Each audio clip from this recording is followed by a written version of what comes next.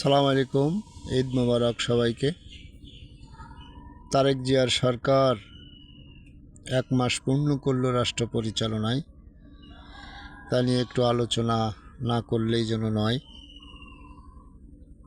তিনি আসলেন, প্লেন থেকে নামলেন, জমিদারি চেয়ার সরালেন, মাইক্রোফোন হাতে নিয়েই বললেন, আই হ্যাভ এ প্ল্যান। যদিও এটা পরিচিত শব্দ, কিন্তু আমাদের কাছে একেবারেই নতুন মনে হলো। সারা বাংলাদেশের মানুষ, সারা পৃথিবীর মানুষ এই সেন্টেন্সটা নিয়ে অনেক গবেষণা করেছে। তো সত্যি আমরা সেই সেন্টেন্সটা আই হ্যাভ এ প্ল্যানের অনেক কিছু আমরা এই এক মাসে দেখেছি। তিনি তার নির্বাচনী প্রতিশ্রুতি অনুযায়ী একেবারে 12 তারিখে নির্বাচনের পরপরই তিনি যখন 220টার মতো সিট পাইলেন জোট দিয়ে, তিনি তার নির্বাচনী প্রতিশ্রুতি অনুযায়ী তিনি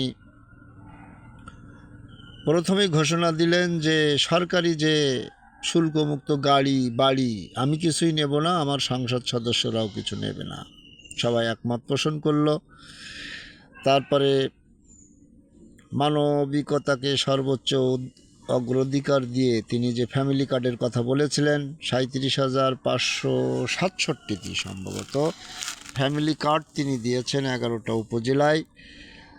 বৈষম্য দূর করে তিনি 4,908টি মসজিদ, মন্দির, গির্জা এই ধরনের ধর্মীয় প্রতিষ্ঠানের ইমাম, মুয়াজ্জিম এবং পুরোহিতদেরকে তিনি মাসিক ভাতার আওতায় নিয়ে আসছেন।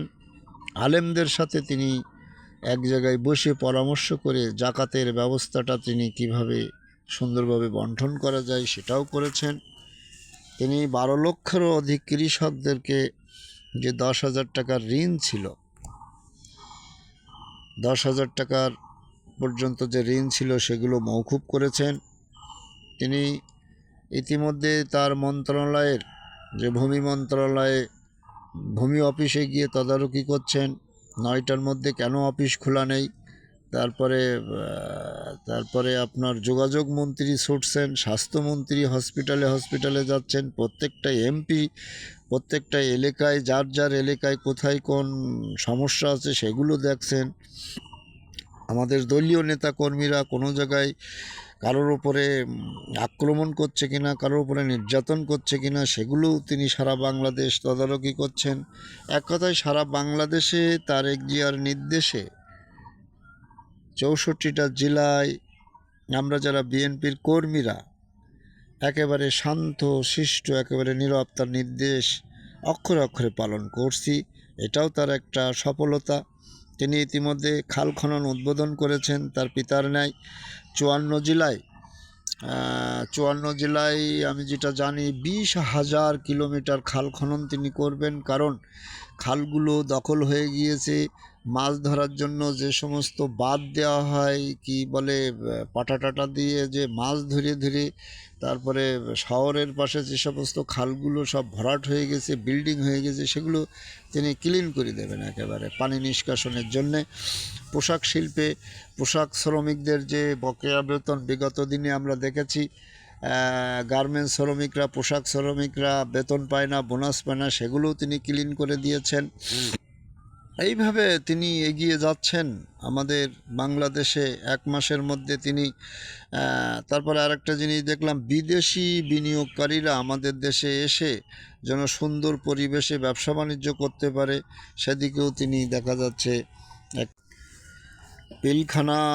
পিলখানা হত্যাকাণ্ডে যে কি বলে ওটা 25শে ফেব্রুয়ারি পিলখানার যে হত্যাকাণ্ড, ওটা শহীদ দিবস হিসাবে ঘোষণা দিয়েছেন। ফ্রি ওয়াইফাই চালু করার একটা উদ্যোগ নিয়েছেন প্লেনে এবং ট্রেনে যারা যাতায়াত করবে এদের জন্যে। তারপরে আপনার কৃষক কার্ডের কথা তো ভুলেই গিয়েছি আমি। 1 বৈশাখ থেকে কৃষকদের কৃষি যে কার্ড দেওয়া হবে। তারপরে সমস্ত রাজনীতিবিদদেরকে ইফতার সীমিত করার কথা বলা হয়েছে। নারীদের জন্য পিকআপ বাস, আলাদা বাসের ব্যবস্থা করা হয়েছে। এইভাবে অগণিত তিনি তো খবরে আসে না।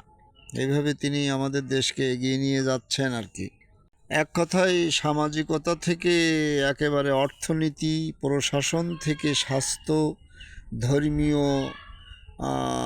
আদব কায়দা থেকে শুরু করে সমস্ত সব কিছু ধর্মীয় যত কিছু তার ভেতরে আমরা আলামত পাচ্ছি।